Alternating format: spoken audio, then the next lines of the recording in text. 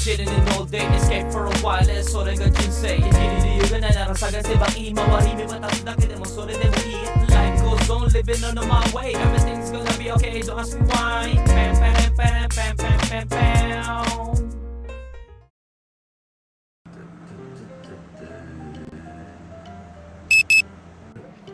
Good day, ohayo gozaimasu.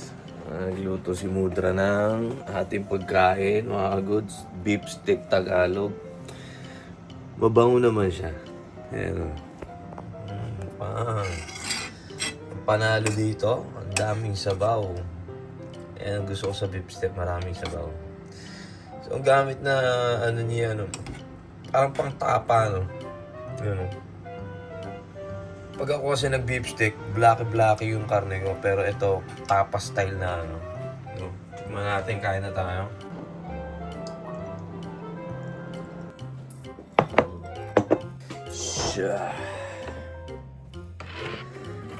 At galing tayong gabi, Ayun, as usual, maaga tayo umuwi. Hindi naman yung usual. So, umaga tayo kagabi mga 12, before 1 AM siguro, dito na tayo sa bahay. As usual, si Mudra naglalaro, So, kanina umaga lang siya umuwi. So, niluto niya daw to para sa atin. Favorite din daw ni ate at pinapaluto ng pinapaluto. So, tikman natin. Sabaw at kanin muna. Itadakimasu. Tikman natin.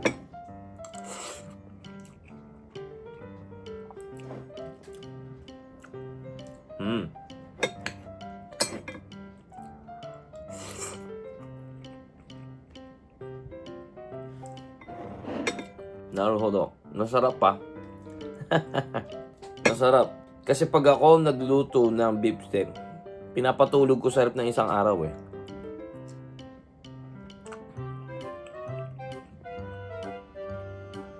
Patatas din, masarap. Apakalaki yung cut ng patatas Pero dapat yan dahil para hindi madurog.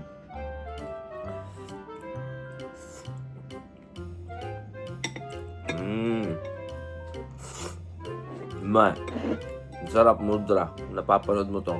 Hindi ako magtataka na sabihin nila ate na gumaling magluto si Mudra Kasi si Mudra, yung bata kami, hindi nagluluto yan.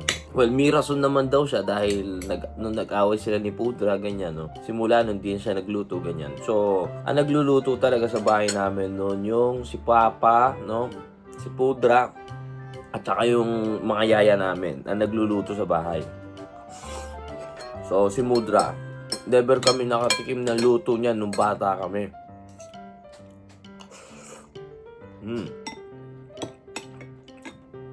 So, first time magluto ni Mudra na pinakain sa akin is sinigang, Back days, 10 years ago na siguro yun, o 11 something.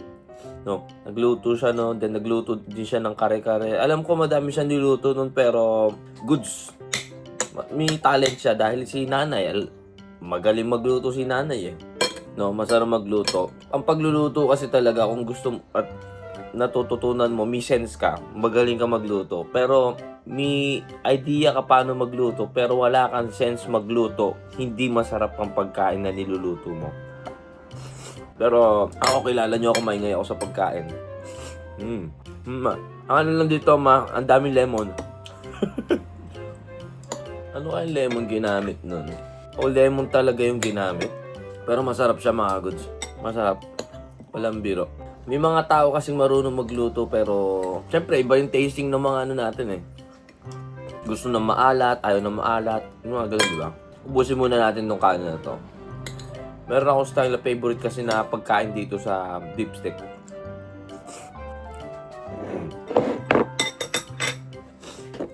Ubus yan. Round 2.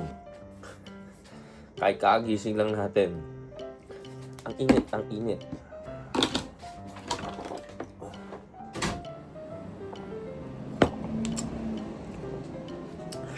Ay nako, wala tayong magagawa. Puro puyat. May bagong dalawang alaga na naman tayo. Init pa nung kanan Panalo, masabaw.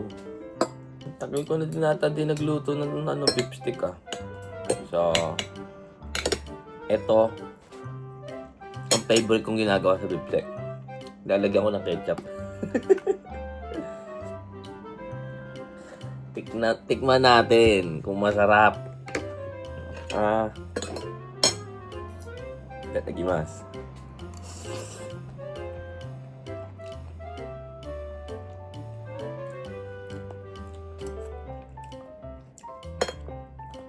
Alam nyo ba kung anong magiging lasa nito pag nilagyan nyo ng ketchup? Ayan. Ewan ko kung may nakahula doon. Pero ang kakalabasan na nito, tapsilog. Ay, tapsi. Wala palang itlog. Tapsi. Masarap. No?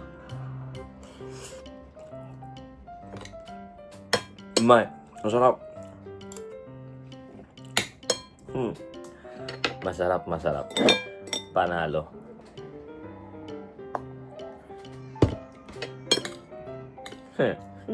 Kain tayo.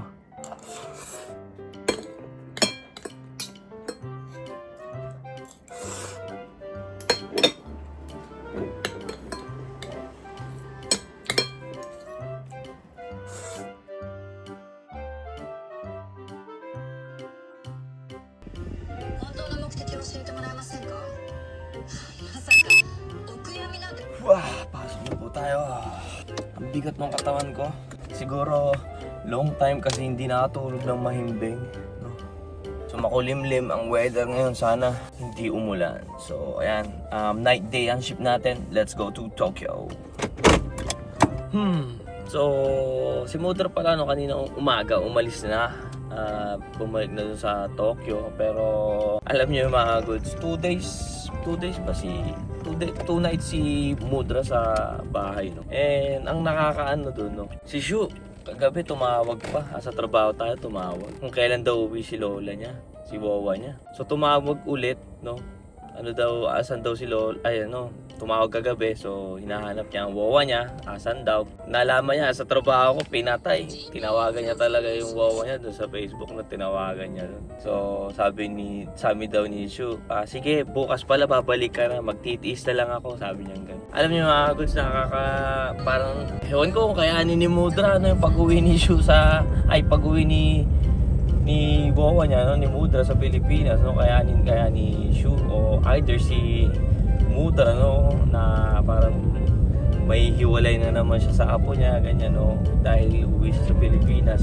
So babalik din naman ulit si Mudra dito sa Japan. At ano, no, pero alam niyo yun, talaga ako pinafocus ko si Mudra na pag-alaga doon kay Shu, no, sa mga bata, no, dahil pag busy talaga si na ate, hindi na nabibigyan ng atensyon yung bata din, no, at pag hindi naasikaso mga goods, yun yung pinaka ayoko na ano, no, na well, no, yung pag-alaga talaga during the ano, di naman sa ano, maayos naman si Shu sa pag ano, naalaga naman, pero iba pa rin yung talagang alagang-alaga talaga, no. Kumbaga, mga panahon na ganyan age kasi, ako may isip na ako para sa akin na mga goods. Kumbaga, syempre, ako natutuwa ako dahil may nag-aalaga sa pamangkin natin, kaya nakakaano lang, hindi ko alam na kung ano makakanda, kung anong hagulgul gagawin itong bata na to. Hindi ka for sure kasi nung last time, di ba, parang hindi pa malapit yung loob ni Shu sa Wawa niya na talagang ganyan na may isip na si Shu ngayon, no. Pero kaya nung dati, di ba, nung umuwi siya last time, ano ba yan, nagpapaalam ka, bakit mamamatay ka na? Wag ginanon ni Shu si Wawa niya, no. Kaya this time hindi natin alam kung ano yung magiging reaction ng bata o ano sasabihin niya, no. Dahil sa last vlog lang natin, no, na inaano nga ni Shu na ayaw niya pauwiin sa Pilipinas ang Wawa niya, no. Kaya nakakalungkot lang na parang, pero kailangan din maging ano, kumbaga kailangan din ni Shu na maging ano. Pero sa bata, ayoko talaga isipin yung parang okay siya sa okay, kumbaga chanto yung ano tawag doon, no. Kumbaga sa Japanese, shikarishiteru ang tawag doon, no. Yung parang independent yung datingan, marunong sa sarili, ganyan. Ganun na kasi yung kalakaran. Pero di ba, kung bakit hindi mo naman, kung mabibigyan mo naman ng pag-aalaga yung bata, di ba, mas maganda dahil magandang kalooban, lalaki yung bata, no, na may pagmamahal sa loob. iba pa rin yung taong lumaki na may pagmamahal na natanggap sa taong walang natanggap na pagmamahal nung during bata. Iba yung ano niyan, iba yung ikakalakihan ng ng ugali niya, no. So yun lang, no. Kaya nakakaano lang. Well, si Wawa niya naman, no, dinila natin ang Nintendo Switch dahil libangan niya nga naman daw. Dahil si Mudra, hindi naman natin pinapagano doon, no? Pag sa Pilipinas, ganyan, libangan niya para talagang mahilig naman si Mudra. At least, isipin nyo na lang kaysa naman sa may bisyo si Mudra na magastos, ganyan. Wala naman si Mudra na ganon. Kaya, good sa akin yan na nasa bahay siya, hobby niya, ganon, di ba? Hindi naman pala inom na Kaya, good sa akin para sa bahay lang siya, chill lang siya, kumain siya ng gusto niya, ganyan, no. Yun lang ang maisusuporta natin sa magulang natin, no, na at least, no, natatanggap nila o nagagawa nila yung gusto nila. Ganun talaga mangyayari pag na. So, yun na lang din talaga magagawa natin pag lumaki na tayo, mga goods. Kaya sa mga batang nanonood dyan, no, huwag nyong pabayaan yung mga magulang nyo hanggang may time pa kayo with your parents, no. Bigyan nyo ng halaga, bigyan nyo ng oras, no. Bigay nyo lahat na ipapasaya nyo. Kahit kami ni Mudra, minsan nasot pusa kami pero nandun pa rin yung care at saka love na hindi mo mapapabayaan, nasa isip mo. Kung mabuti kang anak, nasa isip mo na parang gusto mo masaya yung magulang mo, no. So, ayan. Anyway, biyahe na muna tayo. At hindi ko talaga gusto yung weather. Baka biglang umulan. Ba't naka-stop yun? Siguro may nagpindot ng emergency button. Hindi naman umi-stop yan dyan eh.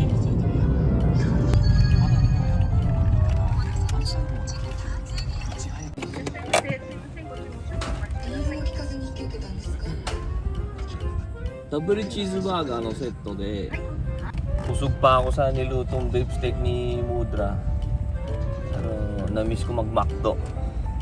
Hindi pa hindi ko alam kung kakainin ko pa to mamaya. De, poke 1つ入れてください。こちら入っていただきます。はい失礼いたしました。はい、ありがとうございます。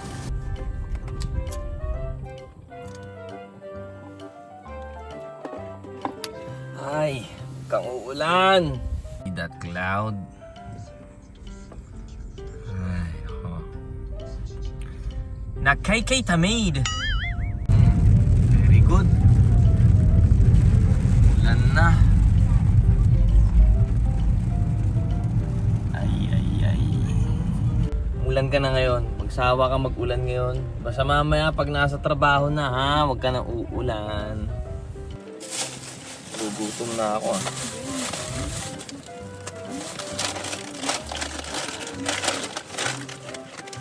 Double cheeseburger. Namimiss ko na yung hamburger. Hamburger yum ng Jollibee. Namimiss ko na kumain ng food trip sa Pilipinas, mga good. Talagang mas kaya tayo. Para pagkadating dun baka diretso na agad Traffic.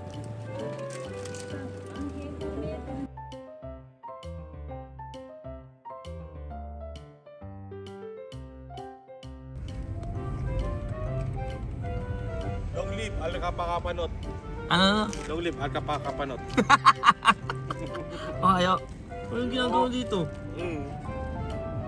Sinusundan mo kami, no? Kahapon, sinusundan mo kami sa namin.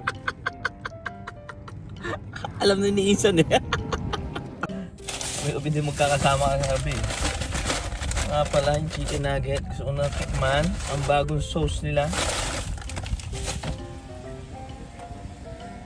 Ha? Alin? Ay, nasa dulo? Oo nga, Kumain ka na? Sarap yan, no? Ha? Sarap yan, no? Sarap niya. Bago nga lang to. Mga goods bago. Ano yung flavor niyan? Bago nga Cheese. Hindi ko alam. Cheese mayo. Mayo, dyan ay walnut. Ano yung pork ko? Ang base niya, pepper sauce Tignan natin. Para malaman natin. Tignan natin. Talagiman.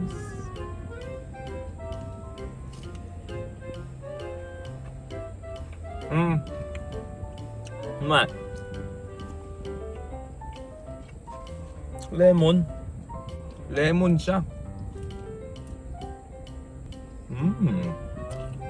Good. Ito yung hindi nakakaumay na na flavor. Yung pepper hindi mo malalasahan eh. More on parang sour cream siya na lemon na No, sour cream lemon.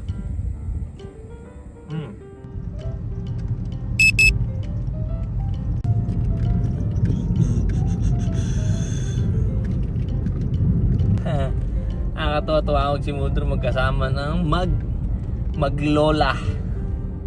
Tuwan-tuwa si Shu. No? Isang reverse light mo, wala na. Oo nga. Sa kanan. Di ba? Oo, alam ko isa wala eh. Nakita mo? Ha?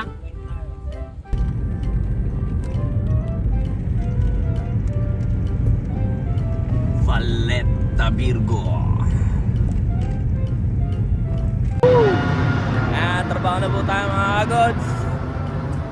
Kasama natin. Kikimashita. Yatsumoto sa kara. Adas. So yan, ingat po sa atin mga kagods. Gambarimasyo. Ang problema na natin. Ha?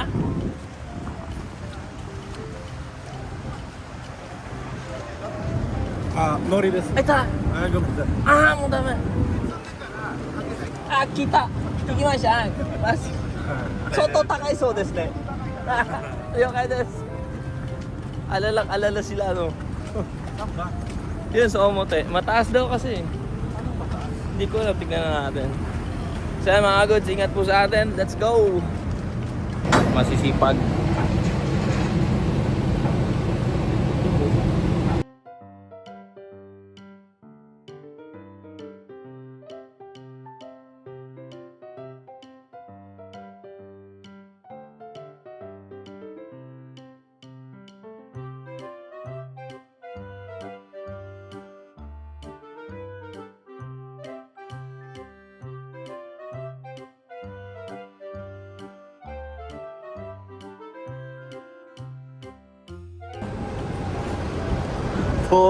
Pogi?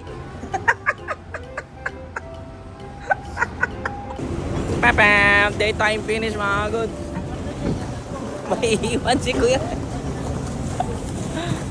Maiiwan! So yan, daytime time check. 4 o'clock. Otsukaresama deshita. Ikaw, gambate kudasaimashita. May tawag. Oo lang, kaya mo yan. Suzuki-sang! Uy!